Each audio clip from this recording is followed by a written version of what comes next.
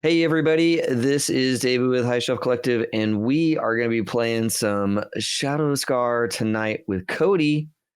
Hey. Made the game, running the game. Thank you so much for joining us. This is episode 2 of our actual play series together. HSC, we're busy. We're always doing stuff. No announcements today because you're watching this after the fact, and just know that we're busy. Watch our socials for all the cool stuff that we're doing, and make sure to check out this game when it's available on Free RPG Day, because that's how you guys are releasing it, right? Cody is on Free RPG as part of that like big game release cycle for everybody else that's releasing free RPGs. Yep, Free RPG Day. We're releasing our easy mode, Eyes in the Darkness, which is what we're playing right here. Yes, for everybody to finally get their hands on. Yes. Oh, I can't wait. Yeah, the book is beautiful. The rules have been really fun. So good, great work. Thank you. Yeah. Well, I think with that, maybe turn it over to you, get us rolling, and whenever you like, have us do our intros and recaps and all that good stuff, and I'll take us into the world of Shadow Scar, my dude. All right, so let's start with a little bit of a recap here. When last we left our intrepid heroes, you had been tasked with your first mission in the Shadow Scar Agency to go and eliminate Daisuke and Hachi, two yokai who were, after stealing thousands of dollars, going to the Scattery, a criminal sort of makeshift space station where they're going to be partaking in a black market auction for something, which you eventually found out later was a prototype military drone schematic. Yes. After troubling the armory attendant for a wet dry vac and cucumbers, I forgot about the wet dry vac. You made your way to the Scattery, where you split up and hunted down every lead you could. Carmen is still technically on the hook to help somebody break their buddy out of jail, and Osamu may or may not have made a friend in Ruby Wise, a professional thief. But all of that will have to wait, as you have found the next point on your mission, meeting up with or capturing a yokai named Sanzo, who is hiding out at the Easy Rays gas station in 5th Street. So just for everybody, we'll throw it around the table. Just a reminder of who everybody's playing. Yeah. Who should go first? Go ahead. I got it. Yeah. I go. So yeah, I will be playing again here. Osamu Okada. The face, I think, is technically, though I don't know if we really want him to be, but here we are. Like, if you've ever watched any anime that has just like the long, lanky, cool guy, that's what we got. That's what we got today. This is beautiful. And tonight I'll be playing Aisha Sarakaya. And she is from the wonderful land of Constantinople, which is like kind of steampunky, and I believe, right? And yes. She's got the we saw last time, she has a mood stabilizer, which is like this clockwork that's on the inside of her forearm here, and it like keeps her in check, because otherwise she's overwhelmingly shy, full of social anxiety. But we see her in this like purple like fine high-necked robe type thing, or a fine gown, and with this like gold inlay going down the collar and down the center of it. And she's got this like hair to the back, shaved head on the sides here, and she masterminded the death of 2 people involving cucumber as bait, which I'm very proud of. As you should be. Yeah. And that's her. And we'll see what zaniness she can create next. Ethan, how about you help false up here? Yeah, sure. Yeah, I'm Ethan. I'm playing Carmen Del Rosario, who is a former Starship racer. Maybe not so former anymore, but lived the fast life, and now I'm looking to slow down by hunting yokai instead of all the other things I was doing. And this is somehow followed the therapy arc. This situation I find myself in now. It is true I might have agreed to help break somebody out of prison, but whether or not I show up, who's to say? Hammer's going to be so disappointed. Or maybe he won't. We don't know. I might not be busy. Oh, boy. You know the time and place. You know where to be. Maybe I'll just ask about why the guy's in prison first. And that'll be the determining factor. Because if it's like weed possession, get him out of there. Oh, boy. Short of manslaughter, I mean, why is he in prison? Like, why are they in prison? Did they kill somebody? No? All right, then. We'll find out. Anyway, speaking of killing somebody, I play Hugo. Hugo Roth. Yeah, he's a African American man, dreadlocks, fine suit and tie, and is really, really, really good at snapping necks in the shadows. We come to find out. Super good at it. Thank you for doing that. If his friends can set him up, he can make sure that these problems go away.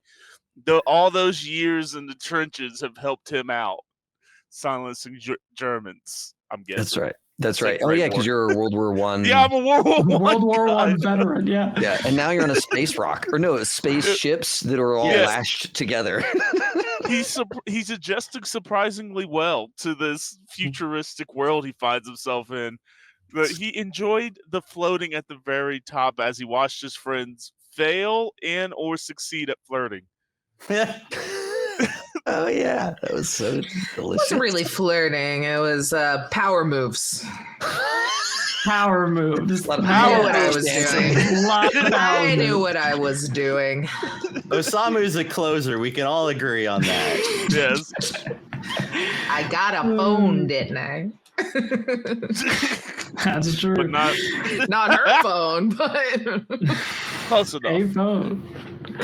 All right. Oh, yeah. So with our cast of characters reintroduced, you find yourselves, after having left the scattery, heading back to base with a new location, Easy Ray's gas station, just outside of New Orleans, Louisiana.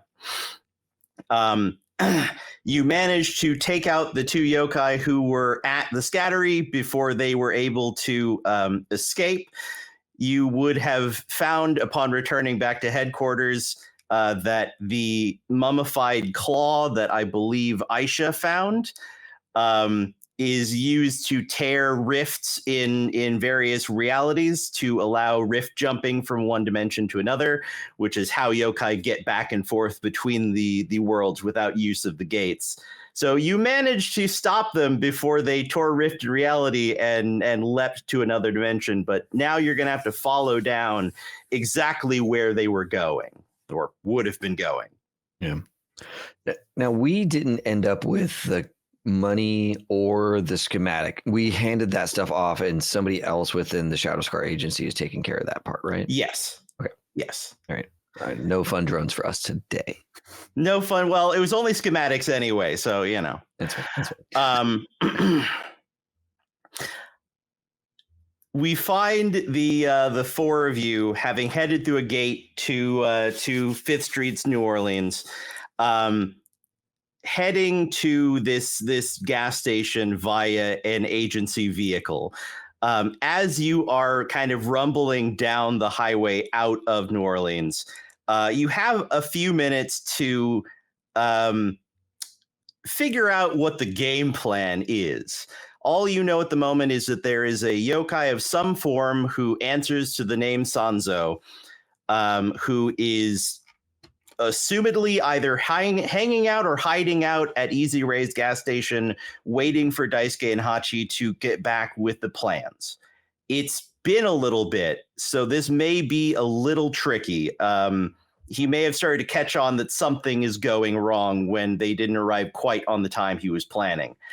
But you're currently, Benjiro is betting that he hasn't left yet. So as you roll down the highway, is there any sort of conversation, any planning going on in the back of this agency-owned moving van, effectively? All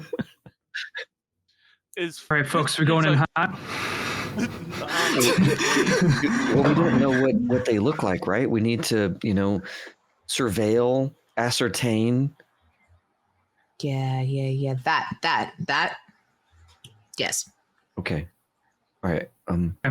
Is this where you're from, Hugo? Actually, that is a great question. This is where Hugo is from. Oh, Hugo, okay. Do you know any good noodle shops that we could stop at the end of this? Not really in New Orleans. Udon. You are in New Orleans in 1929. You do not know a good noodle shop. Gumbo. I was like, I might know a couple gumbo shops. Actually, I do know a gumbo shop. You know Some what? Creole Hugo's from cooking. New Orleans. Hugo's from New Orleans. He's like, I tell you what, there's a little gumbo shop that my granny used to have that has Gumbo? down there by the river. We're gonna head on down there, get some udon. Is gumbo noodles or what is that? No, No noodles? Is it Um, gum? No, it's shrimp. Have you not ever had gumbo? What? No. This is the level of planning I thought we it get up was to chicken and as we sausage. drive up to this gas station. Hey, it worked last time. It did work last time. This is actually really the high shelf way of planning, where we just riff until an idea comes to us in the moment. Also, like how we'll think about food after this. Cody, seeing how I just basically canonically said I was from here. What do I know anything about this gas station or what side of town this is on? Or go ahead and give me a knowledge check. So roll plus mind and knowledge, and let's see what you got. Okay. Hugo was away at the war. How much does he really know? I was like, yes. I was up in New York at the time, maybe working for somebody else when I got pulled away. For all they know, I probably didn't get off the ship. Let's see. It would help if I had a dice roller up there. Yeah. And just so I know, on equipment, we still have the same equipment we had last time and all that good stuff, right? We didn't have to rearm or anything. Good. You said mind and what? And knowledge. Knowledge. Let's see. Give me 2. The survey says...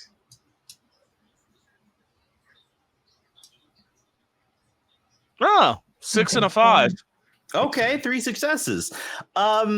You know of Easy Rays largely because it is sort of the last gas station on the highway for a little bit. It is run by a guy named Ray. You don't know Ray's last name. Nobody does. But it is maybe a little nicer than a shack just outside of the bayou. You know that a local biker gang kind of frequents the area. The Blue Bears, not a big gang, not a particularly feared gang. It's more just sort of a group of a few vets who came back and sort of started up this biker gang together. You don't know them, but you know that they're not that much trouble if you don't trouble them. Gotcha. Other than that, Easy Rays is a 2-pump gas station in the middle of kind of nowhere, so you're not likely to run into a lot of people, probably. Okay. All right. I'll be like, all right, listen, I know about 2 Ray. My sister Annie was talking about it. And a couple back, this new thing called these, motorcycle gang type situation, I guess. On top of that, not real easy people called the Blue Bears. And then it's in the middle of nowhere, right before the parish, right before you get down into the parish. So real quiet, real. Don't look at me like that, Ethan. Fix it if it's true. It's right before the parish, right before you get out into the middle of nowhere. You don't got much longer to go, but It's at the water. So we don't have to worry about being quiet if things go bad. Is that what I'm reading? pretty much. It's Alligators. 1929. There's like another 8 Alligators? miles of coast Yeah, than there is now. yeah, Those are real? yeah. Oh, big. God. Bit? How big? No. How big? Like this big, right? You know the size of this damn truck that we're sitting in the back No. of? I've seen bigger. I ain't buying it. Okay, so The hoodoo lady's gonna have a real good time with you. Man, 1929 is sounding really familiar to me. I feel like they taught us about it in school, but I can't put my finger on why. We're not gonna talk about 1929. it. We're not gonna talk about it. About that I know why.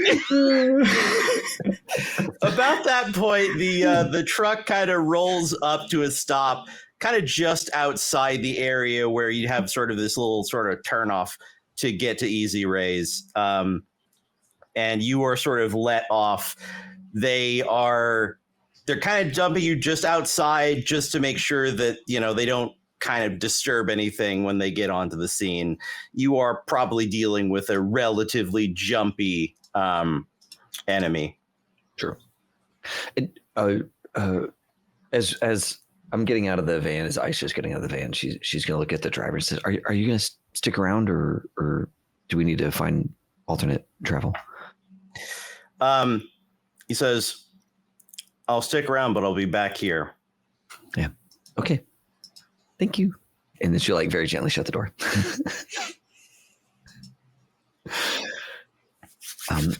Lead on, Hugo. Right. wait, are we walking in, or are you gonna look like the guys?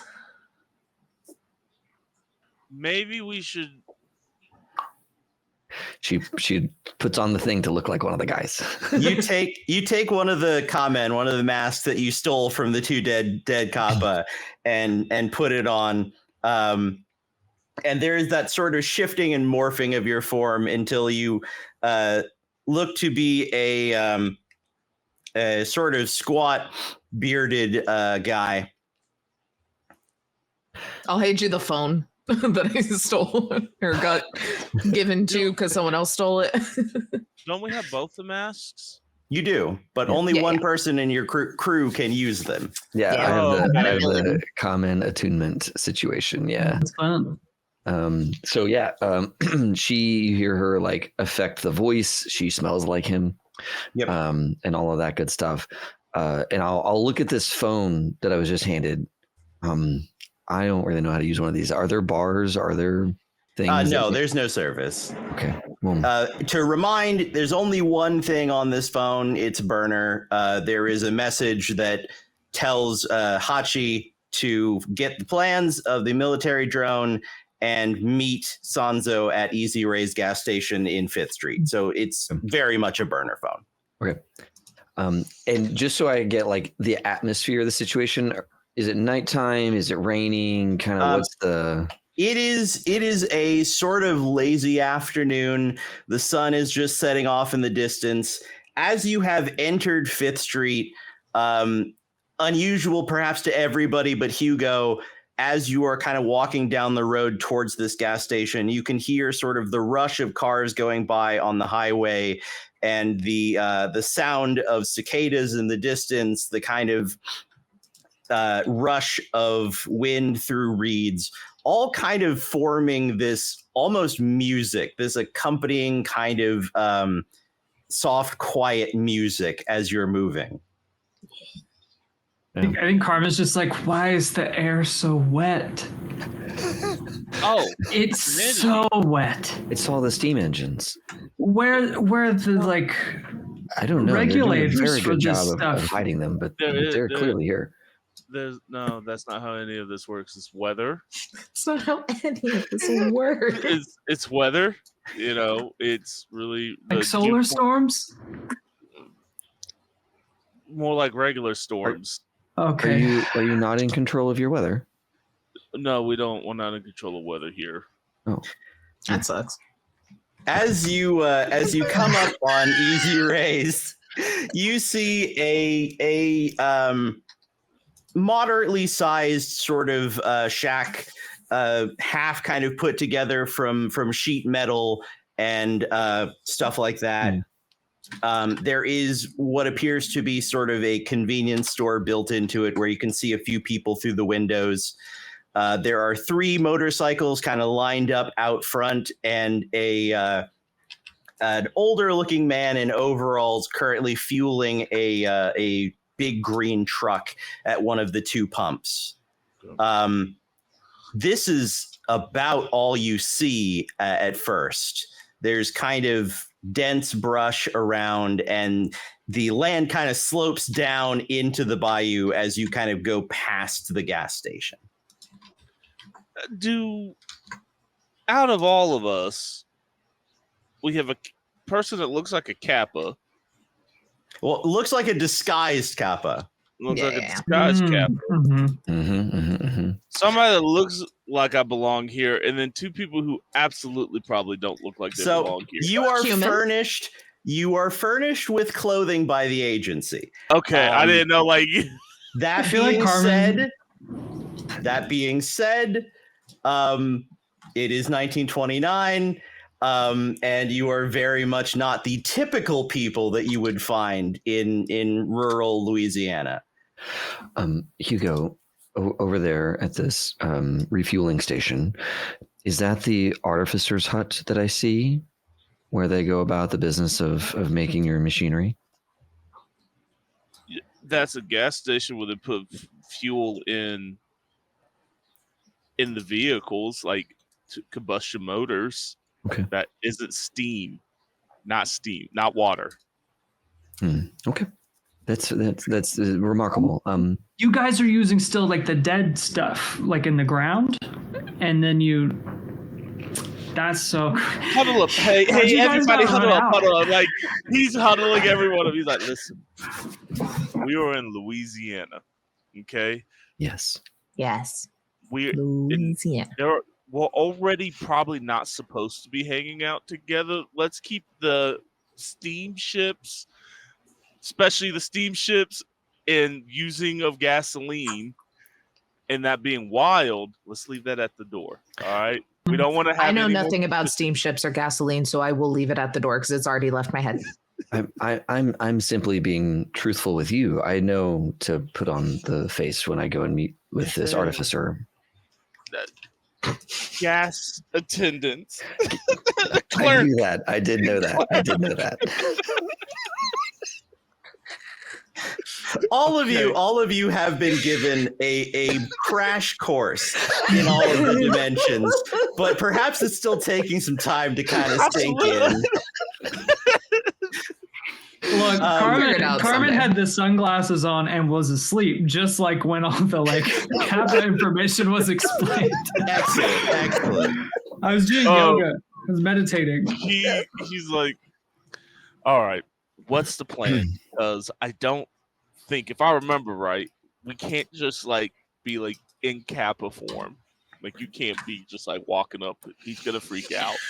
It's you okay. look like a giant sniper turtle. I look at me. I'm like a squat man who has plans. And that's money. I'm misunderstanding. Yeah. Okay, I'm thinking you just straight. So I'm gonna go up and buy food or something and see if Sanzo is working there or if he comes out, and then you 3 are gonna do terrible things to him, or maybe we ask him questions. Yeah. I can ask questions. I can also distract people really easily. I don't know if y'all saw that. It's kind of a specialty. So I can maybe go in as another customer while you're doing the thing, and I'll listen in, and then I'll come up and buy gumbo and or lemon peppered wings.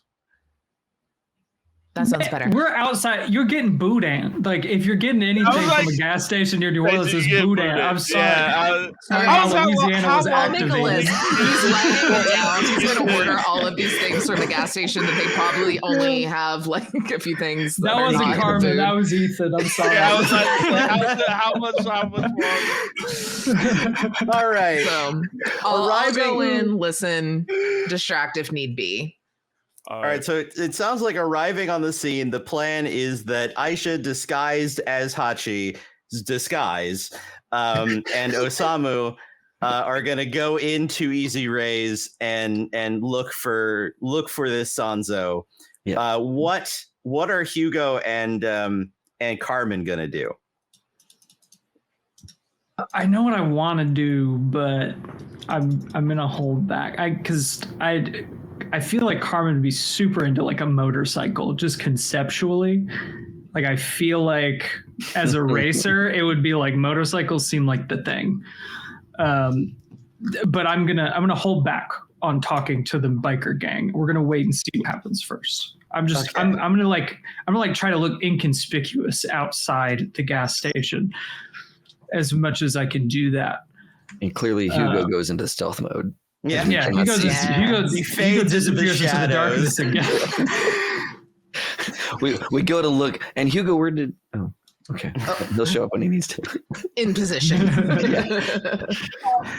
Oh, there he is. You hear me? Oh yeah. No worries. We're just joking how Hugo fades into the shadows when necessary and emerges when it's time to strike. My Google crashed for the first time in a while. So I'm you know what, Carmen? You do you, Carmen. Go look at the motorcycles because Hugo's gonna be I'm gonna be like you said in the shadows. Probably gonna I know. Is there like swampland not too far away? Yeah. Yeah, there is swampland. You could kind of disappear into the undergrowth, as it were, pretty effectively in theory.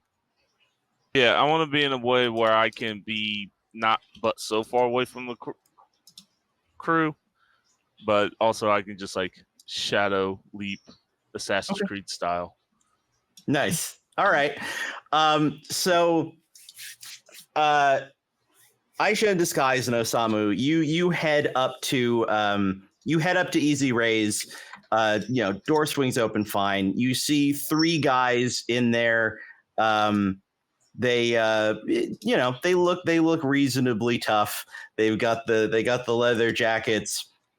They are currently talking amongst themselves as basically a guy behind the counter, kind of rangy older gentleman, balding hair, is basically pouring some cups of coffee for them. He looks over. He looks over as he sees you enter. And says, "Yeah, I'll be with you in just a second." Okay. Yeah. And then I'm gonna go and look at the candies or something. Like I'll try and make myself obviously present, and as Aisha would expect this kappa to behave, would be rather awkward and clearly present, trying to like look around, find their person, but not raise too much suspicion. So she's just in the middle of the store looking at wrenches or beef jerky or whatever it is that's present. All right, sounds good. Yeah. Osamu, what's your play? Yeah. Does this look like there is any point or part of this convenience store that does have actual food that's not like convenience store food? So he's looking around, see if there's like an order cart somewhere, maybe wherever the coffee came from. No, it looks like it's pretty much all, convenience store food as you would find. There's apparently coffee. He's like, okay.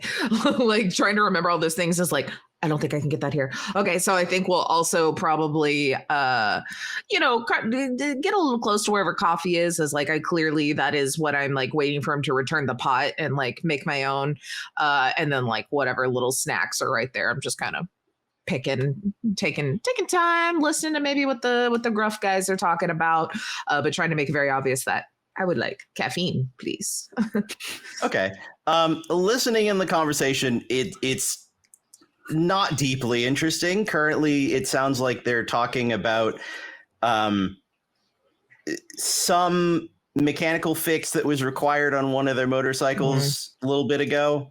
Kind of shooting their shit about just the motorcycles themselves. Obviously, kind of not exactly killing time, but just kind of hanging out. Yeah. After a couple seconds, Ray looks over at you because you want coffee? That would be amazing, please, and thank you in advance. Right, I'll be $1. He goes over and grabs like a cup and starts filling it. Not really paying much attention to you in the moment. Outside, Carmen, you were kind of hanging out outside. There is this older gentleman filling a truck. There are 3 motorcycles. You are familiar enough with both of these in theory. The workings of a car have not really changed drastically in the time between your world and this world. So you could put 2 and 2 together very easily. You maybe know how to drive stick, but who knows? That's pretty far in the past. Paddles and all the starships, it's different. It's like driving a Lamborghini. Are you kind of keeping your eye out around? Yeah, I think just kind of like looking around, but also like genuinely a little curious about the motorcycles. Like, oh wow, that's so old and inefficient. But it doesn't even run on nuclear power. Yeah. Oh, they don't have fusion yet. That's crazy. Go ahead and give me an awareness check. Gotcha. Ooh. I don't have many of those dice. But we'll roll. We'll see what happens. That is a 4 on one of the dice. That'll be 1 success. Okay. So in this moment, you needed 2, so you could burn your Eno to succeed in this check. I might as well. Why not? Okay. You are kind of scoping out the area, and at first your eyes are kind of sliding off of most things. It's fairly quiet, but you do catch a bit of you do catch like a glimpse of something in the foliage just outside of the gas station, kind of on the outskirts. And you realize there is a vehicle kind of tucked back into the undergrowth, probably like 50, 60 feet from the gas station.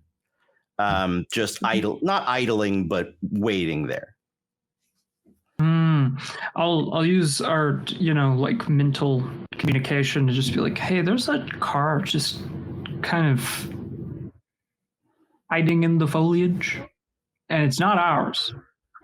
So maybe something to check out. I can go check it out. I got it. Speaking of in the foliage, Casey, as you are moving through the foliage, you do indeed see up ahead of you is a black Model T, which is kind of tucked back into the foliage outside the gas station to kind of hide it as best they could from general view. You'd need to get a little closer to get a good idea of passengers or driver, but it is definitely hidden. This is a genuine attempt to keep it out of the way. I would like to roll stealth to get closer. All right, go ahead and roll me a stealth check. Let's see how perceptive. Ooh, okay.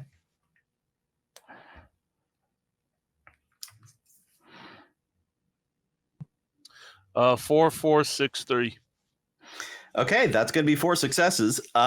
You are creeping up through the foliage, and you come up to probably about like 15 feet away, kind of hiding behind some undergrowth, and you see there's one person in the car. They are kind of like leaning on the wheel a bit. They look to be human. They look sort of wiry and greasy, wearing a button-up shirt with a bow tie, and like obviously nervous. They're kind of checking their mirrors. They're looking to all sides. They are not particularly happy to be there at the moment. I would like to yoink this guy out of the car. Okay, so you're gonna have a bit of a problem because the car is shut at the moment. So that's gonna be pretty complicated. Do you want to come back to the rest of the crew, or do you want to try to get this guy before you word back?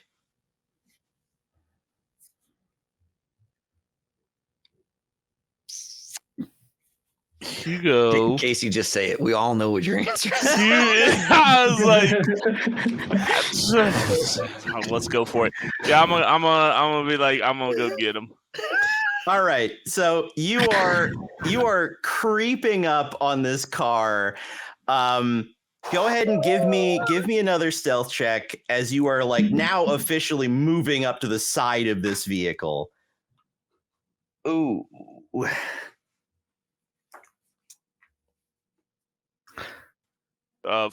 4, 5. As you're creeping up on the side of this vehicle, you get within probably like 5 feet of the car, and this very nervous person in the driver's seat looks over as he's checking his left mirror, and he sees you. And there's a tense moment as you are fully spotted. What do you want to do? You have technically another action here. Good. I have grasping vines. Okay.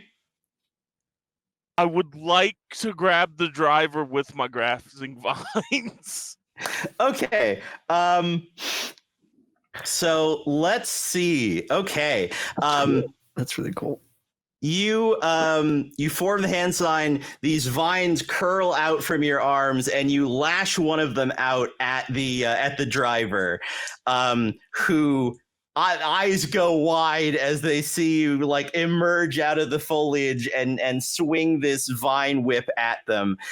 Go ahead and give me a melee check. Where is melee at? Body melee. Okay, I was gonna like. So 1, 2, 3, 4, 5. How do I get other dice? That's I really want this to work. That's really good. There is whatchamacallit. There is Lady Luck, and if you were in a particular like if he had not spotted you, there would be a bonus dice because he hadn't spotted you. But unfortunately he has. I'm gonna go ahead and use my +1, so my extra dice on Lady Luck. I'm gonna use one of those. Okay. Because I really want this to work. All right. Can we say that while this is happening, we like cut to a quick shot of like Aisha buying like a payday candy bar or something that? 2 6s, a 5. Okay, so you lash one of your whips out, and it snakes through the window of the car, and like wraps around this guy's arm as he's reaching out to try and like roll up the window. And you have basically grabbed this guy, as he is attempting to close the window. So he is grappled. He's gonna have a hard time with anything specifically. You are about 5 feet from him. Let's do some initiative here. Among you, who has the highest awareness skill base? The highest number of dice? 2. I got 2. Is that just the awareness, or is it like that is the awareness mind plus plus mind. the awareness? Okay, I got mine's 4. also 2. Okay. David. Yeah. All right. So Casey, David, both of you roll awareness for me. Let's see who's going where. Oh, actually, the yokai gets a decent awareness. Oh, he's the yokai. I'm glad Casey was lucky or right. I'm glad wasn't just old Earl, you know. It was just some dude who was gonna rob the gas station. It's like, oh, I got 2 6s. Oh, nice. Nice. Okay. I got 4 successes without 6s. All right. So the 2 of you can decide who goes first here. The 2 of you can decide who goes first here. Why don't you go on, David? I mean, I'm in this gas station. All the action's outside in the swampland, right? Yeah. Okay. Now. I'm gonna just like glance and just like over the counter without asking the attendant. I'm gonna grab the like bathroom key that's on the key and the chain and the long like piece of wood or whatever. I'm say, sorry, it's an emergency, and then like hustle out the door. Okay. Because wait, actually, hold on a second. Do I even know this is happening? No.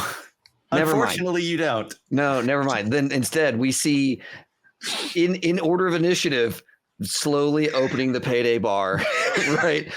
Putting it in my mouth and like just chewing, getting used to this like caramel nutty situation. this scene is like framed with like, you eating a payday, then me like just pouring so much sugar in, and Roy like watching me in disgust as like this entire coffee is just being sugar, and then in between in the background is like murder. Yes, and we're both just kind of looking into like, man, can't wait for something to happen.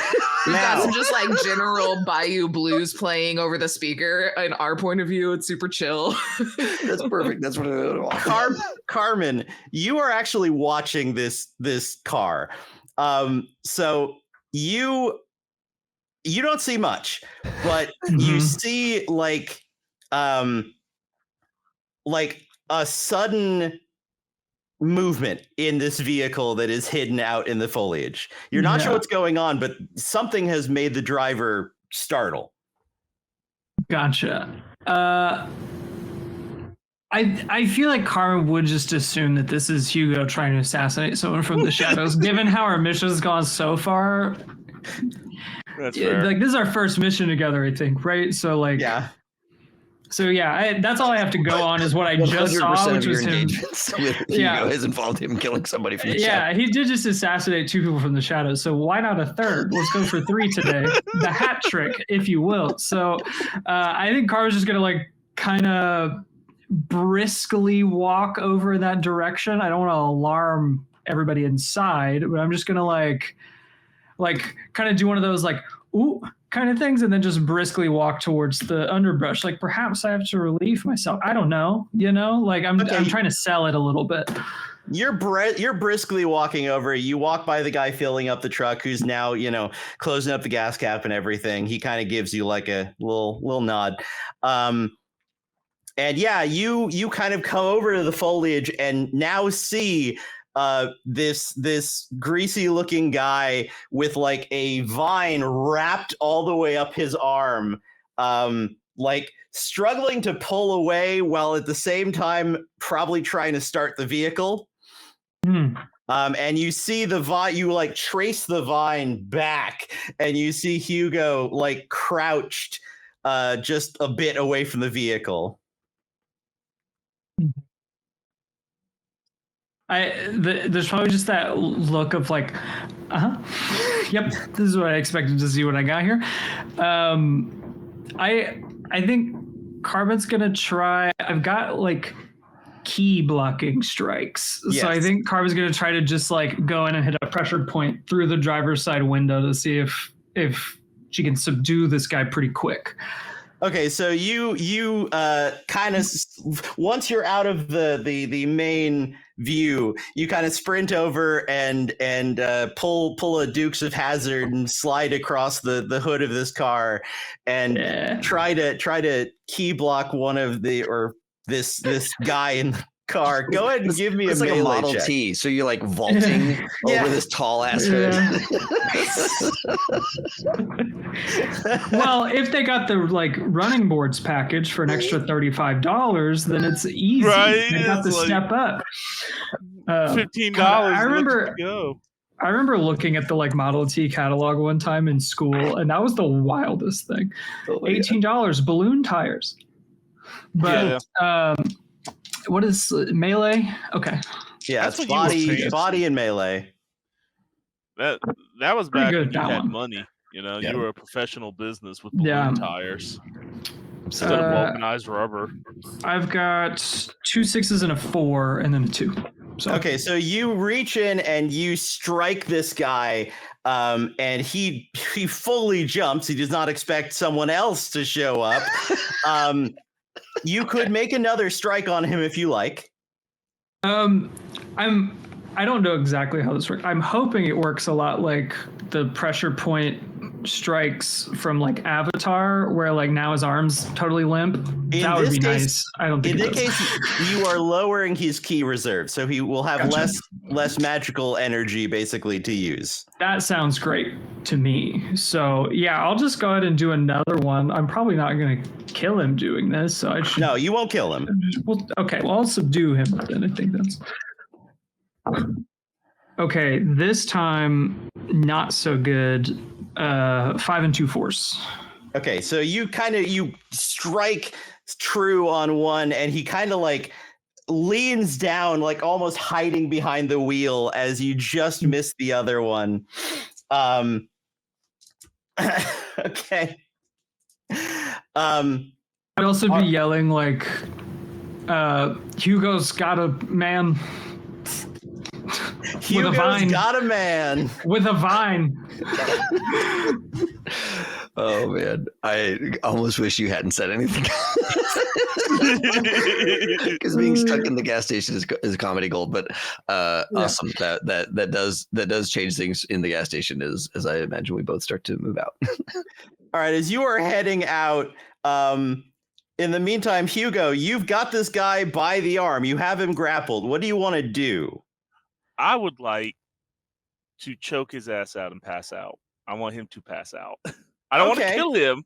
I just want to subdue him. So the vine like creeps up his arm and starts to go around his throat. Go ahead and give me a melee check. Don't struggle, buddy. Just let the darkness take you. Go to sleep, little friend. Ooh, that's dark.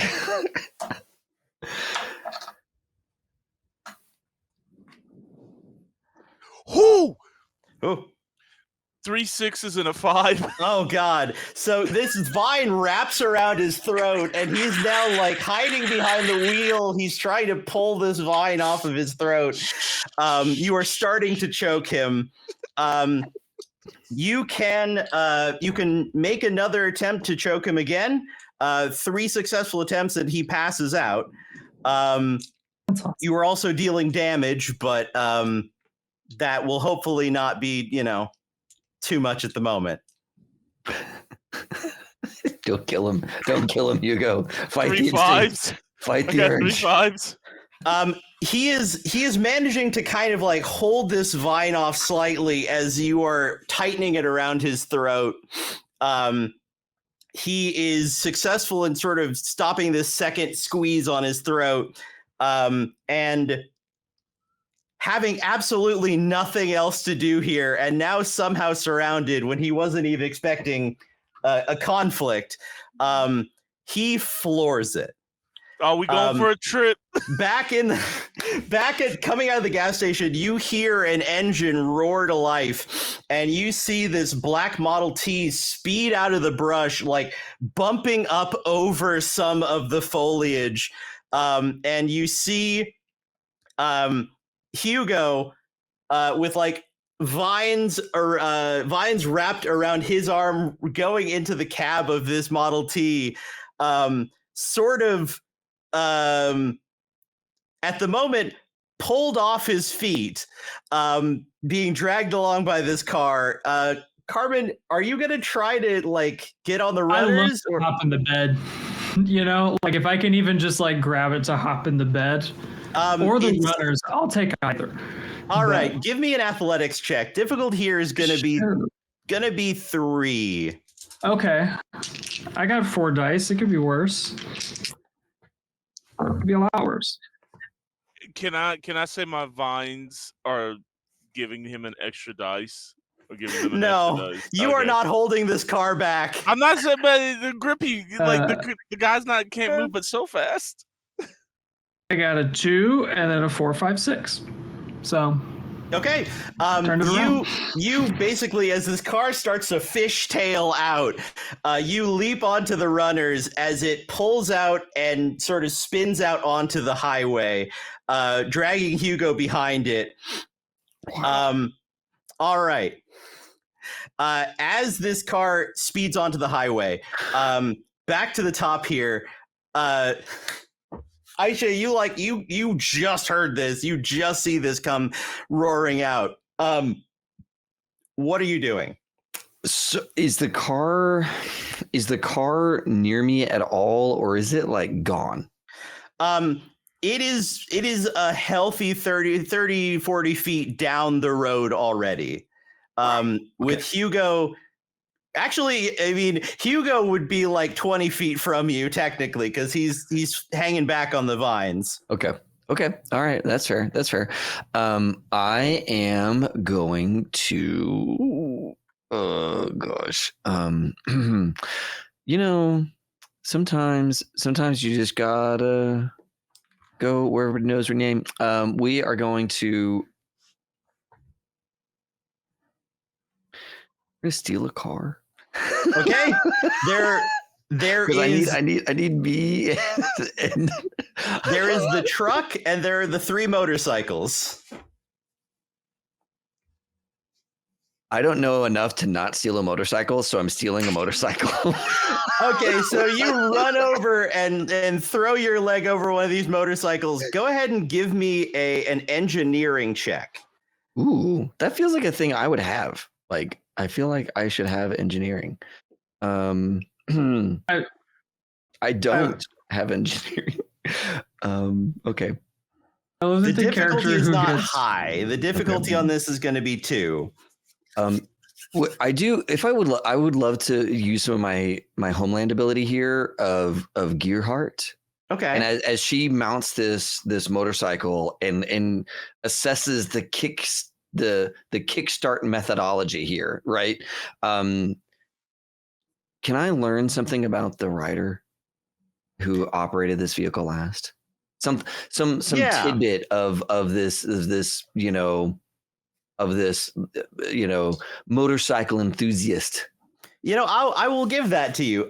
You are really quickly assessing this motorcycle, and I think you're able to pick out that the motorcycle enthusiast who has this motorcycle has like obviously done some personalization to the mechanics of the motorcycle. They've obviously like tinkered with it a little bit personally in the garage, that kind of thing. And I will actually give you a bonus to your engineering check. Yes. to try and hotwire this motorcycle. Yes.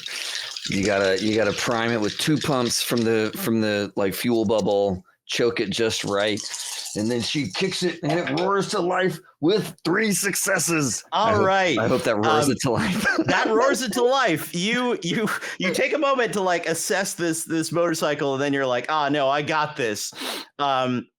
And you get this motorcycle roaring. here's the question. You could take one other person easily on here. Are you going to wait for one of your companions? I think I'm gonna. I think that I'm going to shout to Osamu, because Osamu's the one that's left behind, right? Like the other two are on the car or somehow attached to the car, Yes. right? Yes. Okay. Yeah. I'm gonna look to Osamu as like the bike kicks and goes down the road, like, get a bike, they're really fun.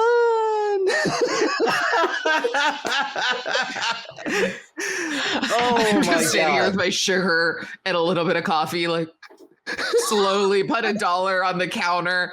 What are the people inside doing? You hear immediately a shout from one of the bikers who's inside, and they all just like start running out together.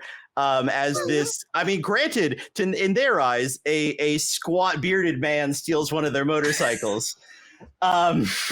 This will be fine. As you tear out Aisha, leaving Osamu there, the bikers run out. Luckily, they're not interested in you. Ray seems entirely unfazed. The guy who had been fueling his vehicle, sees both of these vehicles peel out and is gonna aggressively go about his own business. Smart. Cool. He's been going weird down here in the bayou. Yeah, I just slide $1.50 over to Roy, and I'm like, thanks for the coffee. And at this point, I was like, I thought we were supposed to talk to this guy. Now we're in a car chase, so I'm gonna just back out of this situation. Our ride's still here, right? Your ride is still there. It is a little bit down the road, but it's in the same direction as this car chase seems to be going. I just start running. You run and call the car. You run down the road, and I think the guy who had driven you there was kind of like feet up. You know, he was waiting to be we'll get you back to base, and he just sees you like waving your arms. Just so much arms and legs, just like. Rah! All right. So in the moment.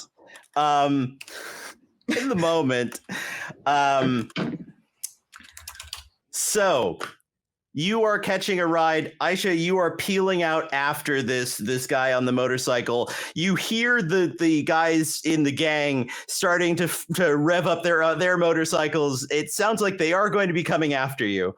Yeah. I would love to activate an ability if I can. Okay. I would love to spend a key point. Mm-hmm. And activate duplicates. Okay. So there are now 3 squat bearded men on 3 motorcycles. So as you're hurtling down the road, you form a hand sign, and just like almost like a heat haze, 2 other squat gentlemen on motorcycles fade out of you on the road. Following in your trail, as it were. I mean, behind you. Osamu just smells his coffee watching this and just throws it in the curb. He's like, I'm on something. The motorcycle gang is not entirely certain what to do about that. And they are coming after you. Okay. Osamu, you're running down to the van. As Sanzo peels out and gets onto the highway heading back to New Orleans, it is luckily not particularly heavy traffic, as it were, as he is just pedal to the metal, trying not to be choked to death, dragging Hugo behind with Carmen on the runners. All right. In this moment, Carmen, you are holding on to the outside of the vehicle. You see This is like half the number of G's I'm used to from a vehicle, so like we're doing fine. They're like 1,000% the wind. Yeah, that's true. That's true. There is wind. I'm not really sure what that is necessarily, but it's wild. As you are holding on to the runners, you see Sanzo pulling into sort of pulling onto the road heading towards New Orleans.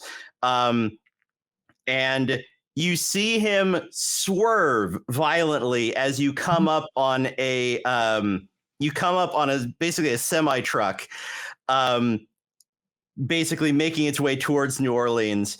Sanzo swerves in front of it, causing the driver to just slam hard on the brakes to avoid running into this car. I need you to give me a athletics check to hold on to the vehicle as you are kind of doing this fairly death-defying stunt. Sure. It's just like the simulations. I have got 4 successes. All right, you lean in and hold on as you swerve in front of this semi-truck, which starts to kind of skid on the road. At the same time, Hugo, you are being pulled behind this vehicle as you skid in front of this semi-truck. Go ahead and give me either a strength or an athletics check as you are trying to kind of pull yourself up, doing the classic, pulling yourself up on the vines to avoid, being run over by this semi-truck. I would not want to do that. I'm going to go ahead and use Lady Luck. That brings it to a cool 6 dice. I'm going to use strength. Okay. I'll probably do it. Wow. Maybe. Wow.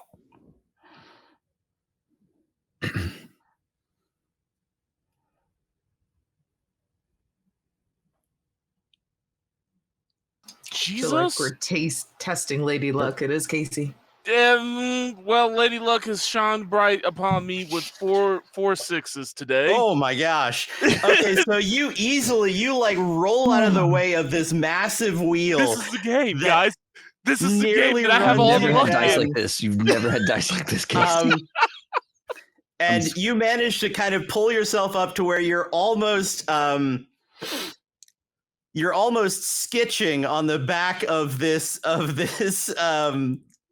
Model T, the soles of your shoes very quickly being worn away as you are being pulled along by this slightly out of control vehicle. Okay, Carmen, what are you doing as you are avoiding being hit by this vehicle? Oh, what were you gonna say? Yeah, I was gonna say I would like to say as I'm pulling, you looking back and you just see his eyes are just like piercing red and pissed off. He's just like, I'm gonna kill this guy. It didn't have to be like this, buddy.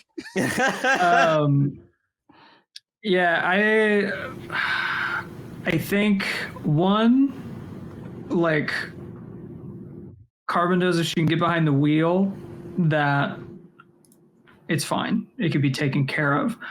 Also just don't want this guy behind the wheel, frankly. But also Hugo's attached to this guy, so just yeeting him out the window is probably not the way to go necessarily. I would try to maneuver myself to get into like the passenger door. Okay. Try to get inside the vehicle. It's not too difficult considering the training that you've had as you kind of vault yourself up over the top of this very tall vehicle and manage to slide down into the passenger seat as this guy is kind of like one hand holding the vines away, the other hand like frantically steering the wheel, foot on the gas. He looks over as you slip into the car beside him. You have another action if you'd like to do something here. Yeah. Could I like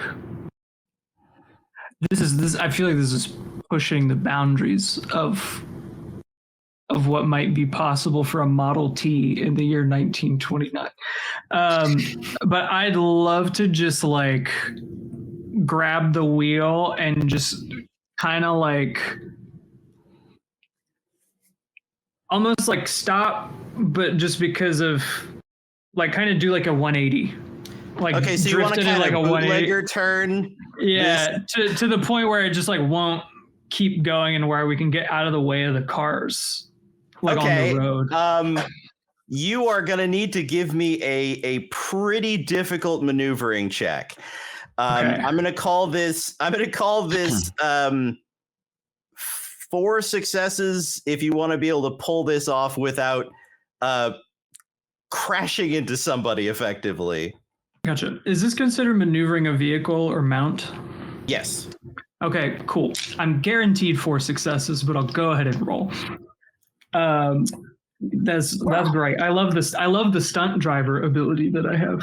So Wow, that is awesome. and this is a maneuver check. Yeah. Okay, cool. Yeah, well, I rolled 2 successes, but I treat it like it's 4. Okay, so you slip down into this car and really quickly reach over and kind of go under his arm and maneuver the wheel, and the whole vehicle kind of skids and turns, drifting on the road as the semi skids and basically jackknifes behind you. My gosh. All right. You come to a screeching stop. Really Hugo, testing those 1920s brakes. Hugo, you are pulled along in this turn. You like see the truck jackknifing behind you. But you are out of the way as it sort of skids to a stop, and you are able to, on the now very worn soles of your shoes, skid to a stop just outside of the vehicle. In the moment, Aisha, I need you to make a maneuvering check. As you are gunning it, you see them skid in front of this vehicle and then this truck jackknife in front of you. I need to make a maneuvering check, you say? Yes. It's not great. It's not a great call. I dislike that for my dice pool. Yeah, so I'm gonna roll the 1. All right. Oh boy. That's a 6. That's a 6 on the thing. Oh my god. I did not. It's cool tonight. That's what's happening. The dice want us to be really, really cool. Oh my god. So that is not significant enough, but if you burn your Eno, it will be. I will happily burn my Eno not face plant a semi truck. You are coming up on this thing, and you just put everything you have into stopping this motorcycle. And you skid. Can she lay it down under the semi? Is that something that can happen? All right, cool. You slide under the semi truck, relying on the will of the cosmos to protect you. Yes. And kind of come out on the other side. Granted, stopped, but not crashed into the side of a semi truck. Okay, Osamu, you get into the truck, and they whip around and start driving. You see what is almost evolving into a pileup in front of you. The driver curses and looks to you and says, "What do you want me to do?" Oh, can you like drive around it? I can try. He speeds up to get around this. Let's see how good your driver is. Oh god. Do we see Aisha like on the ground somewhere with a motorcycle, or were they able to like slide under this semi truck? Can Aisha send her 2 duplicates like on either side of the truck as if they are fine and they like continue? I just need them to bring the bring the riders away from us. I just need them to distract the guys chasing me. All right. As this is happening, Hugo, you have come to a stop as this vehicle has come to a stop. What do you want to do? I mean, I'm gonna keep choking him out. Okay, Like, go ahead and give me that melee check. We don't have to. We don't have to keep doing this, friend. 2 5s and a 6. You are continuing to choke this guy out. He is looking a little faint. You can make another check, and if you succeed this check, he will pass out.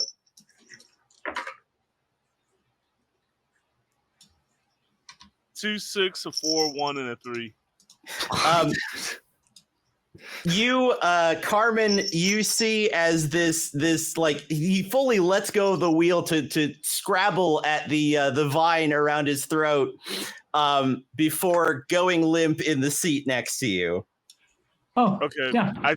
Cool. I think a little bit of that Louisiana comes out of him, and think of full Gambit.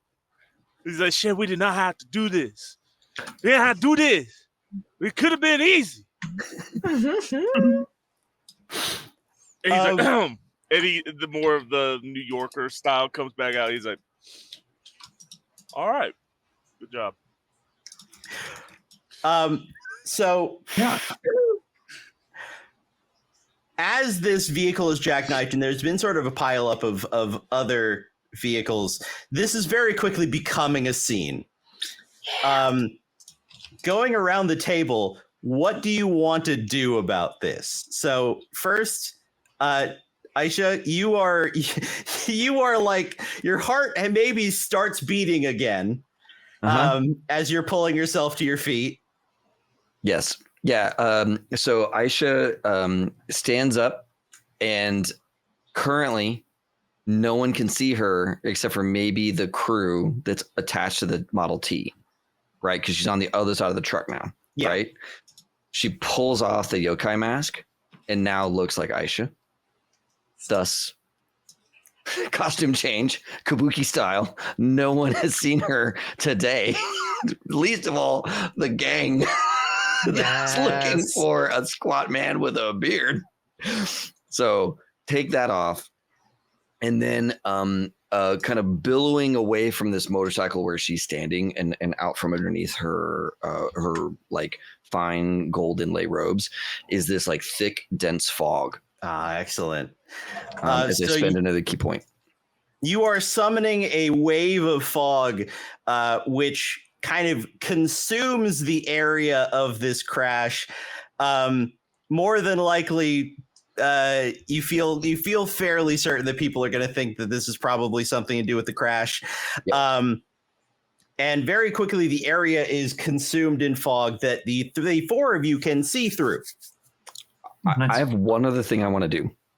Okay. I would love to activate my handler ability.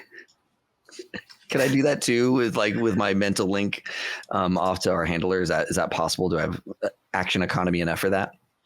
In the moment, is it trying to call the cleaners? Because that was kind of my idea. In the moment, you would not. You are undonning the mask and causing this fog. Okay, all right, fair enough. Yeah, mine was just so you know, when I get a chance, I'm going to do the pirate police radio. Action. That's what I meant, not call the cleaners. That was kind of my vibe. Cool. Never mind. I'll leave that thought for somebody else. Osamu, as you are pulling around now into this fog, what are you doing? Come around into the fog, take account of everything, realize this is starting to be a pileup. This is a problem. She's like, I don't want to deal with that. And yeah, I'm gonna do my handler ability here and do the pirate police radio. Let's try and give us some time before there are officials on the scene to cause a ruckus. Benjiro says, "I'll do what I can. I should be able to delay them a bit. My suggestion: use the agency vehicle. You should be able to get them out of there." See, I just looked at the driver who clearly cannot hear me at all, and I'm like, I was on the right track. Anyway, all right. And I'll just kind of like do my little mind link with everyone and be like, Hello, everyone that stole cars or caused a ruckus. I'm here to clean up everything. Get back in this car. Okay. Carmen, also, what are you doing? Badass, all of you. Badass. I think Carmen's just like kind of sitting there for a second, like, that worked. Nice. Wind ain't shit, you know? Like, never had to deal with it before, but it ain't shit. We're good with it. Yeah, I think if the yokai's gone like unconscious in the driver's seat, I think Carmen's just like kind of helping push him out of the driver's doors, like onto Hugo's giant shoulders to carry to the van to leave. Okay. Yeah. I mean, I'm picking him up, cursing the entire time, not limping because he's hurt, limping because his shoes are uneven, and he's pissed. He's like, these were $400 gators. Do you know how expensive gators are in this world? And he throws. Is it like the like smuggling arm is a little heavier than the meat arm, and so it was like imbalanced when you were sliding, or like what's the?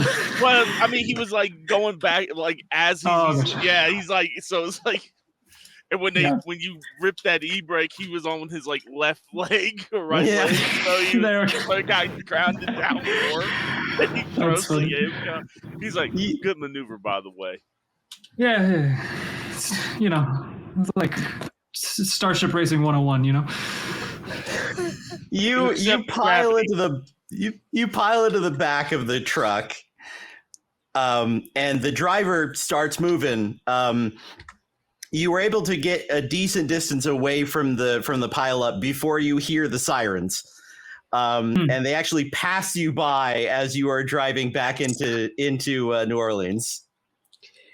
Yes. As needed. Wasn't supposed to go like that. I do apologize, but hey, I mean, we got him. And who's good at questioning? I'm just good at fighting. I do have a question.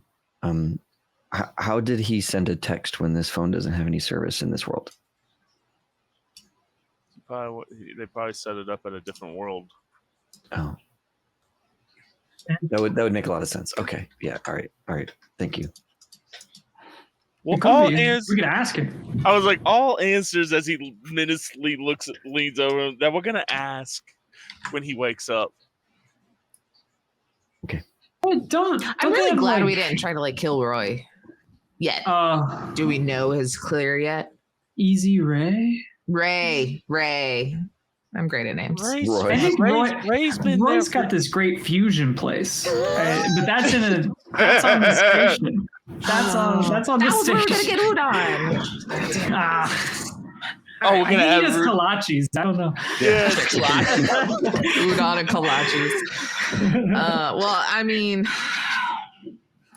I'm gonna throw it out real quick. I think our like. Come in a disguise, try to talk to him civilly. I think that ship has sailed, right? So like he knows we're the enemy, all right? They've got to have good at talking to the enemy. That's all. Okay. In fairness, he looked nervous as hell. Yeah. Can I take off his mask? Yeah. You kind of reach under, you feel the edge of his mask, you pull it off. His body kind of shifts and twists into a like rail thin sort of red skinned creature with these boils kind of covering various parts of his body, long, lank, greasy hair, and one currently closed big singular eye. And as you kind of pull off the mask, from a sharp-toothed mouth, this long, slimy tongue just kind of like unrolls almost. God, you are ugly. I'm just gonna very like gently put the mask back on him. The disguise reforms around him. Yeah, do we know what that is? Do we know what kind of creature or yokai he is? That would be a pretty easy knowledge check. So you can make a knowledge check difficulty 2. I would love to do that. Let me get my 5 dice here. Oh yeah, that's 4 successes. So he is an Akaname, a filth licker. They are little sort of goblins that like to live in abandoned buildings and outhouses and feed on the dirt and mold and refuse left in abandoned or just not particularly well taken care of places. Yes, she will impart all of that wealth of knowledge, and that we can't trick him with a cucumber. We need to give him like proper filthy food. They are known to hate cleanliness and be relatively sensitive to light. The most dangerous part about them, per se, is their this sort of mucus that they exude and also spit, which just causes extreme nausea. Yeah. So I'm going to cover his mouth. And I'm going to gag him. All right. So you're waiting for this yokai to wake up? I mean, Yeah. we probably need. Actually, do we want to do this while we're driving? Well, you have a driver right now, so Yeah. Yeah. We could pull deep into the bayou where no one will find us. Valid. Like, Can we hide off the road. Can we search his we left his car. Is there anything on him that we could search to figure out more stuff about him, or if he has a boss before he wakes up? You do find on him another phone, obviously from Refuge. Seems to be another burner. And it as well has one message. It says, head to Easy Ray's gas station in 5th Street to meet with Hachi and Daisuke. Once collected, go to 33rd Street West and use the rift to lose a tail.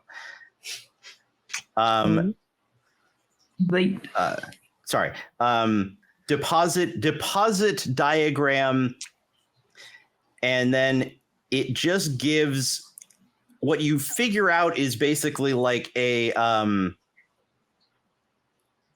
guide to moving through various rifts that have obviously been set up for transport of this group of yokai. That's cool. So it's like how they would lose the tail is by going through this complicated set of rifts.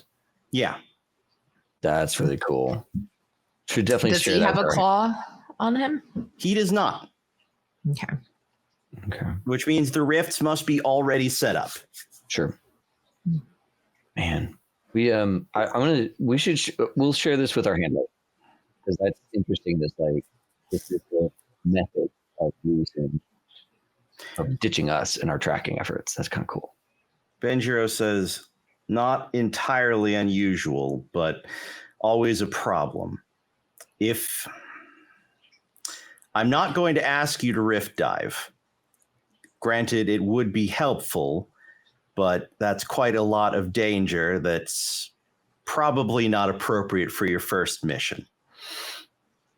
If you can get information out of him as to where he was supposed to be going, we can investigate. All right.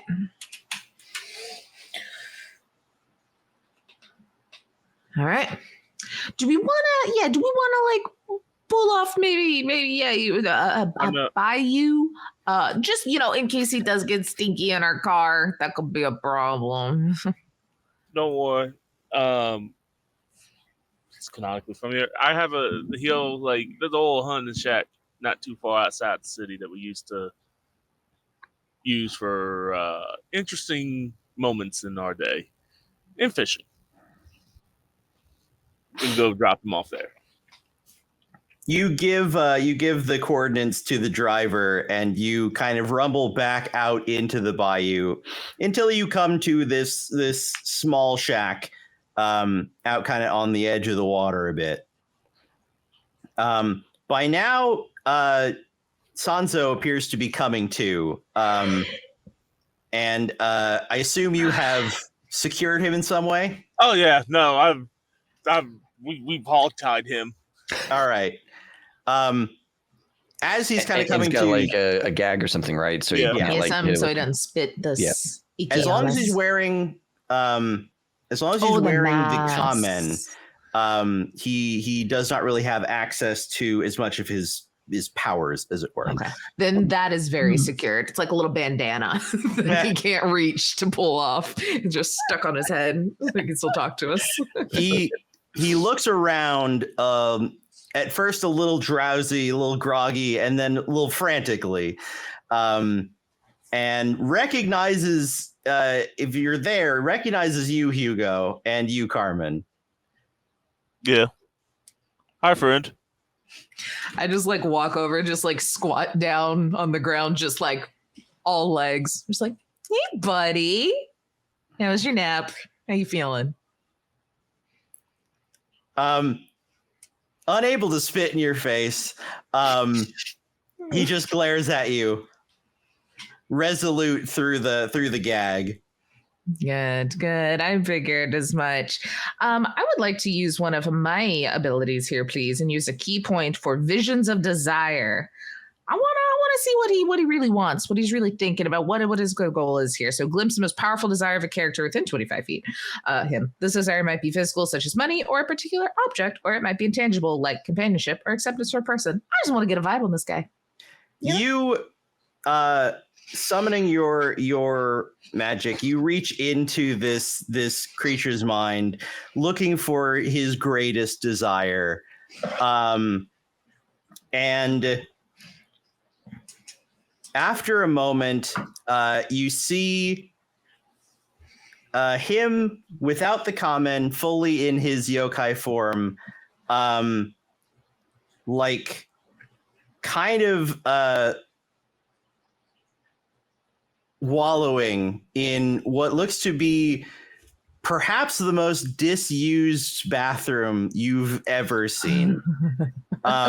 It looks from the fixtures like it's probably in Fifth Street. It is sort of a very small room with a bath that looks like it has been sort of overtaken by mold.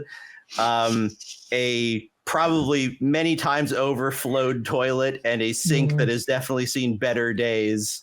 In short, he wants to not be here, and he has kind of a happy place that he is afraid he'll never be able to go back to. But I mean, it's fair enough. I don't think I could think of a dirtier bathroom than one in New Orleans, frankly. Like, Yeah, I mean, like multiversal, like thinking multiversally, I think that does still take the case. Bourbon Street bathrooms. I think to add some tension to this moment for our little yokai friend here, Mr.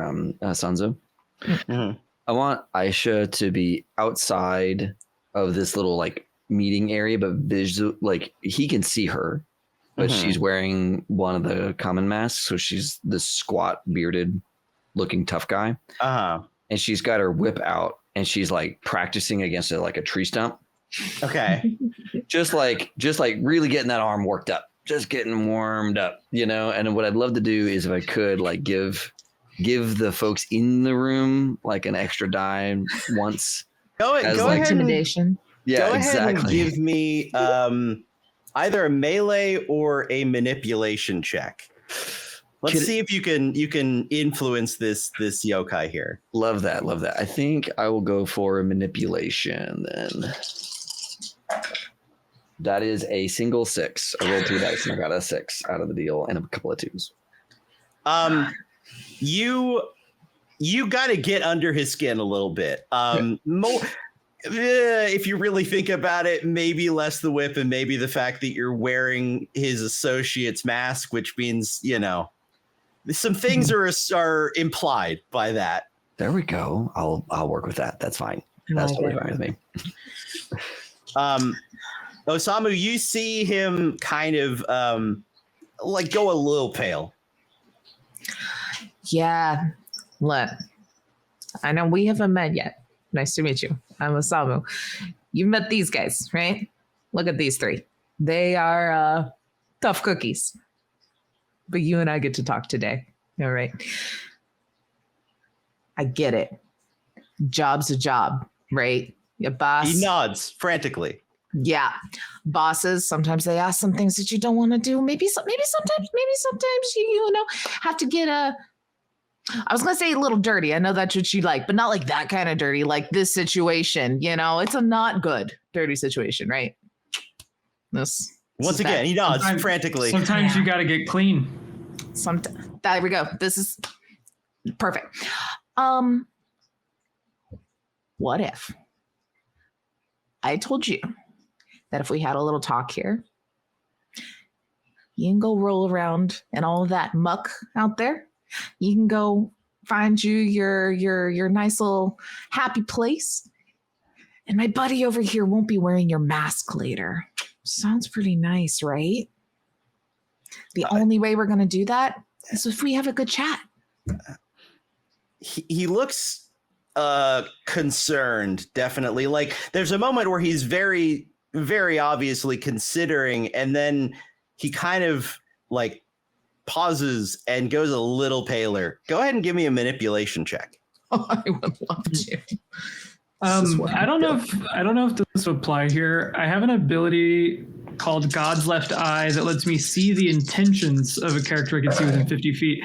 I feel like it's more of a combat ability, but is there some kind of use here I could get out of that to maybe see if he's intending to lie or intending to deceive us or planning on being honest? It is more of a combat focused ability.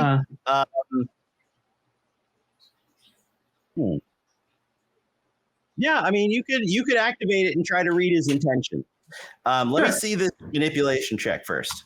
I have 2 successes. Okay, he's roll. Is this kind of considered a convince social action? Yes. Is 2 a success, or should I re-roll? Because I do have the ability to re-roll. 2 is not a success. Okay, I'm going to use my list of excuses technique here. If you fail a convince social action to deceive a target, you can immediately re-roll the check once. Awesome. So let's see if we get more than 2 this time. I have 5 freaking dice. I should get more than 2. Oh, that's better. That is a 6, so that's 2, and then 2 5s, so 4. He's looking a little green around the gills, but you kind of backtrack a little bit. And he eventually nods, but obviously on edge. Using God's Left Eye, you see him cooperating. You see his intention is to cooperate, to survive effectively. He is wary, but not lying in theory, as far as you can kind of tell. Yeah. I think that he's intending to cooperate is kind of what I was looking for there. So that should be good. I'll just kind of we're inside of a little building, right? Yeah. I'll just be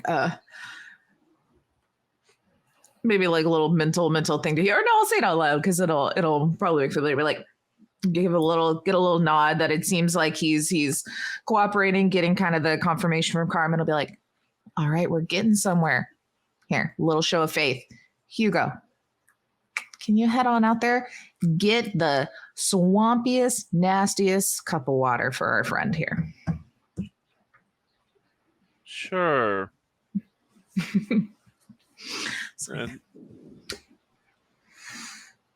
All right. And, yeah, I get the water. Playing real nice cop, back up. Is what's happening currently. All right. Just like, all right, bud. Let's have a little one-on-one here. He's still gagged. Oh yeah. I think we like readjusted just so it's like keeping his mask on, not Okay. necessarily the gag since he can't spit at us. All right. yeah. When you bring back the water, you see like almost out of habit, he kind of like sticks his tongue out, which does not go as far as he's kind of expecting, and grimaces and like gestures you over toward him, like opens his mouth. Okay, I A dump. little sip. He looks. And you can.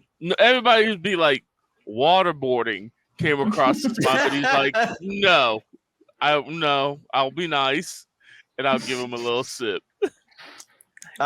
He takes a sip and like swishes it around his mouth and then swallows loudly. And says, I could talk to you about some of it. Okay. What parts can you tell us, huh? I don't know much. He keeps looking around.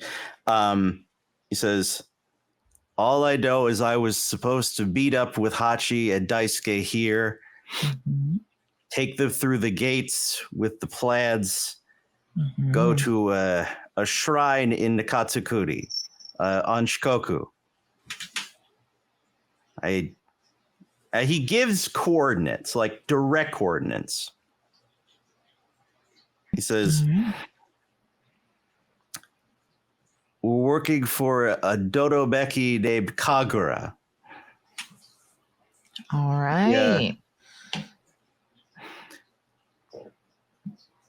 She works for the Green Demon. Okay. He kind of like leans toward the cup again. I think that's deserving of a big old drink. What you think? There you go. Sure. He gives a little more. He drinks and then looks back at you, very much kind of assessing the situation. He says, They don't tell me anything, just where to be and who to talk to and where to go. That's all I know. Sounds like a smart boss. A little cagey though. I look at because Carmen's got that whole like intention thing. I think I only get it once. Only once. I don't, yeah. Oh no, I can keep Use his using it. key. Okay. As much key as you have. Well, I used the one. I'm saving the rest of it. Okay. I'll just kind of mental link, like, is there anything else that we need? We have a place and we have a boss's name. And the boss's name. And the boss's name. The boss of the boss. Yeah, it's pretty good because we have a place and a name, and I think we can follow up with that. I'm sure the agency knows if somebody's just called the Green Demon. I imagine the agency would know who that is. Because he's pretty high profile. Over the communicators, Benchiro says, yes, I think it's time to head back to base. We need to talk. Cool. Okay. Hey, boss, just like checking, because I was kind of working off one assumption, but I just want to know, this guy probably not going to leave this fishing hut, right? Or... I'm kind of curious if is there a way to free him from Yomi's influence? Your clan has yet to find out. Okay. It is rumored that the highest in your clan have found something that might work temporarily, but nothing that severs that connection entirely. Gotcha. Gotcha. Okay. All right. The art is not yet either made or recovered yet. Understood. Okay. Well then, I don't know what we can do. I mean, without knowledge of where the rifts are, this all through the communicator. Without knowledge of where the rifts are, he would be disconnected until one of Yomi's agents find him. Banjiro says, one of you took a tracking device, as I recall. Ah. This is why they pay you the big bucks, Banjiro. This is why. I've just got eyes over to Hugo since I think I gave it to him. Yeah, I have it. Do your best to put that on him without him noticing, and we might be able to get a little more information, at least on where he's going. Easy enough. Because he's behind y'all with the water, and he just does this as he puts his pistol back in it. I was getting ready to say, how cold y'all want me to be? Because I was like, I was getting ready to do the astronaut meme. It's like, appreciate it, buddy. It just blows. That's kind of what I thought we were gonna have to do. So this is much better. All right. Like, so yeah, put that tracking device. Like, let him chug that glass, and we'll untie him. You know. All right. I will run. Is this like a stealth thing? Yeah, this would be a stealth check. All right. I'm gonna use, I guess, my last Lady Luck. I do have the just my general ability of someone has to roll to disengage from talking to me. I don't know if that helps at all. If me and him are I'll stuck give in Hugo a conversation. bonus if you're continuing this conversation. Oh yeah. I'm gonna keep talking to him and be like, all right, I appreciate it.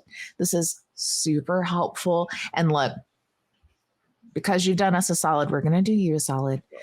We're going to let you out of here. You can go wall around wherever you want. Make a name for yourself, okay?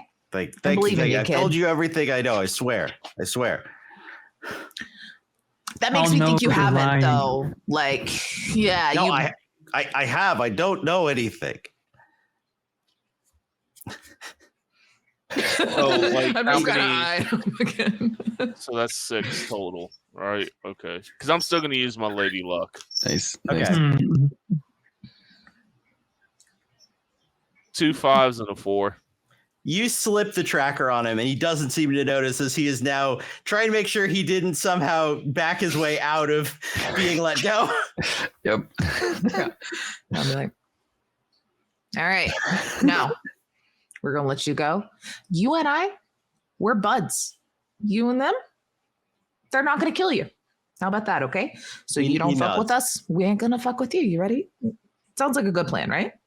I want to escort him out, and right when we get to the docks, if it's cool, there's an alligator, like a big ass back of an alligator comes up and over. Just and real it's intimidating. Like, behave, or my friend Sherman there is gonna have a lovely chat with you.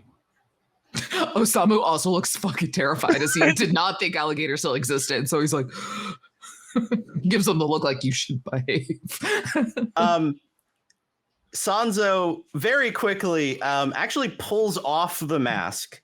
That would be into this sort of squat creature, and almost frog-like hops into the foliage and kind of disappears into the marsh. That's fair. Okay. Right. I hope that was the right decision. And it came from the top. He just stretches our shoulders, does the big finger cracks. Gumbo. Real quick, and he goes to the back corner and he takes off a false wall and there's clear containers. He's like, y'all drink? Yes. Try some of this. You could put some Does hair not on realize your what he's getting into. A big old drink. Woo! He's like, yeah. Came from Chicago. Good. I'll take you up there one day. After a nice moonshine break, drinking on the job,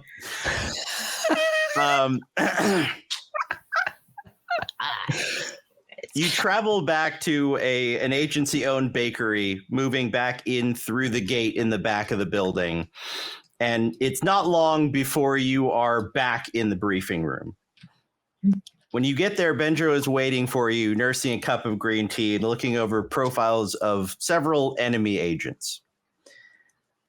Once again, without looking up, he says, "Good job, team. You handled yourself well out there." Appreciate it. Yeah. It looks like there's a lot more going on here than we thought. The name Kagura is familiar, and she's been a thorn in our side for a while, smuggling contraband between worlds for a... He gestures for you to fully come in and clicks a remote, and the door shuts behind you.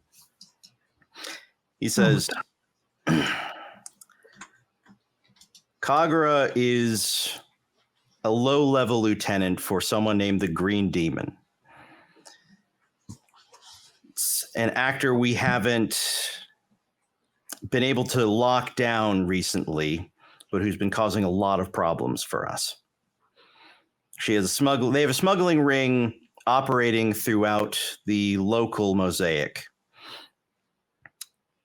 And it is perhaps the most effective we've ever seen. The problem is, Kagura slipped our surveillance months ago.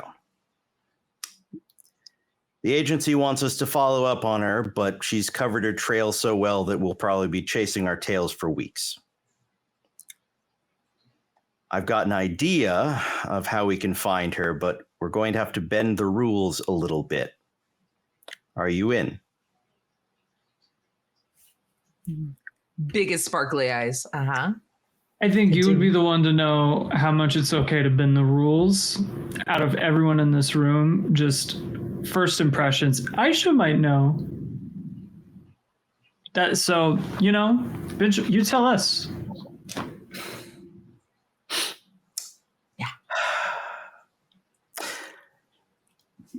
It's just one of those things where we don't get a promotion at the end.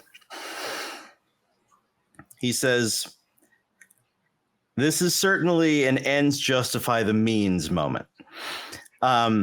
He sets a phone on the table in front of you, kind of slides it over. You see across the screen is a Shadowscar agent profile.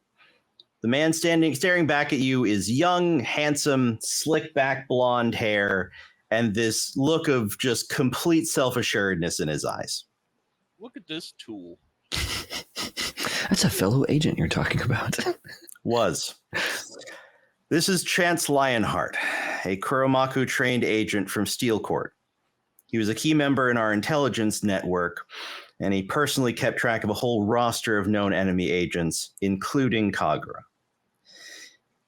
If anyone's got a chance of knowing where she's disappeared to, it's going to be him. The problem is, he was caught selling agency property on the black market 2 weeks ago and went rogue before we could capture him. Our spies think he's thrown in with a rogue agency called the Thousand Eye Syndicate. Your assignment is to find Chance and find out what he knows. To make sure the agency doesn't come down on us like a landslide for negotiating with a new Kenin, you're also going to be placing one of these trackers on him. He sets another tracking device on the table. Says, hopefully, he'll lead us back to the Hollow Eyes headquarters. Chance was last seen at a public house in Zurich. It was 3 days ago, but he may still be there, and if not, then it's going to be probably the best place to start as far as finding him. Do you have any questions? What's Zurich? Oh, I know that one. I've been there. I went skiing. Mountains. A mountainous city. He pauses for a moment, and then remembers that your Earth was devastated by plague, and nods. Well, I moved in virtual reality. Same thing. Are we going like where we just came from? Like, is it like, is everything old, or is there a different? Like, is it? It's still in 5th Street. You'll be going to Steel Court. Aisha, Oh. you'll be familiar here. Okay. Zurich is independent of the Victorian Empire or the Holy Roman Empire. It sits right in between the both of them. You'll have influence from both sides. It can be a bit of a powder keg, but hopefully you won't have to deal with that. We're going to Constantinople? We are.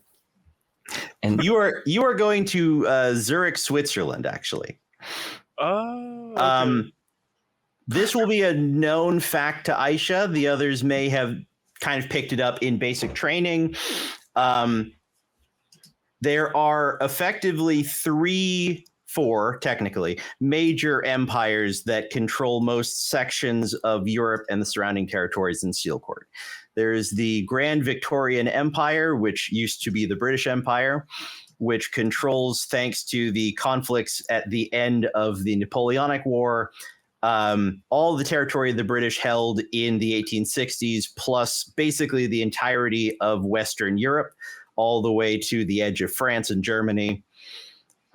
There is the technically new Holy Roman Empire, which was created by the Germanic Confederation to oppose and keep the countries around them safe from the Grand Victorian Empire. There is the Ottoman Empire to the south, which has lost far less ground in Steel Court than it had in our world, or in this case, refuge. And far off in the distance, where you wouldn't really even be considering it, is the Russian Empire. The world of Steel Court is a world of territorial jockeying between massive empires.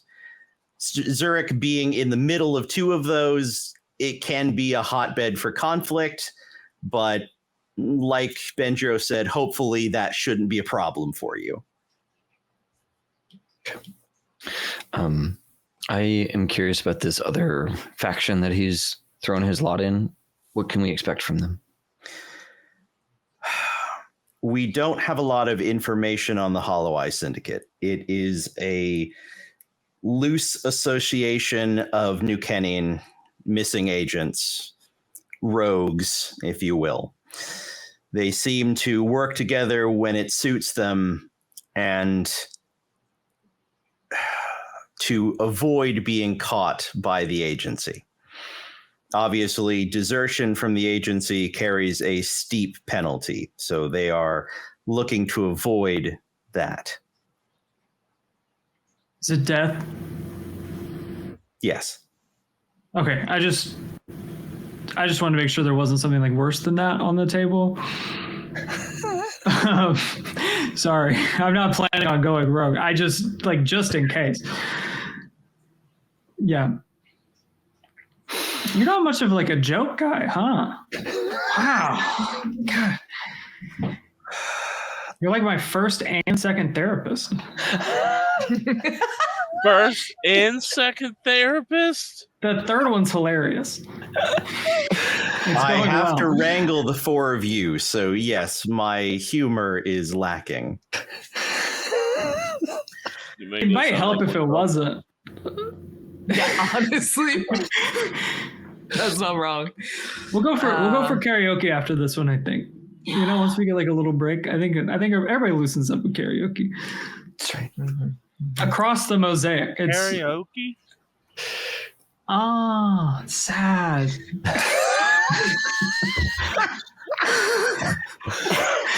Do you know how to do the Charleston? Yeah. I know you know how to do it. I'm asking. No. Okay, then. I know the Constantinople version of it. Is that called the I just like to dance. All right. For this mission, you'll be able to re-requisition just in case there's something else you think you're going to need. Head to the armory, get your gear requisitioned, and go to the gatehouse. If you need me, I'll be on comms. Copy Aye, that. aye, Captain. Yeah. He even looks confused as he says it and then just sneaks out. Aye, aye, handler? No, that's worse. I think I'm going to call you Benny.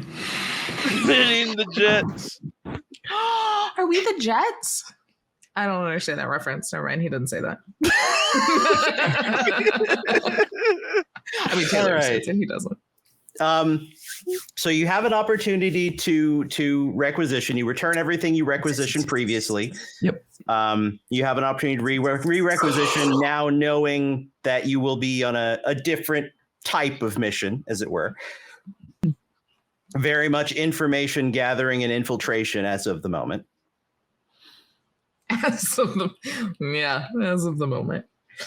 You never know. You never know. You never know. Okay, let's see. How can What you know? You know? Page is our requisition stuff. Requisition is found on page 42, the armory specifically. I was close. All right, pausing here for a moment. This is sort of the end of the second section, going into the third. 8:31 over here, so that makes it like 11 something for you guys, I think. Yeah. I would be okay if we paused here. I do like the like chapter breaks. Yeah.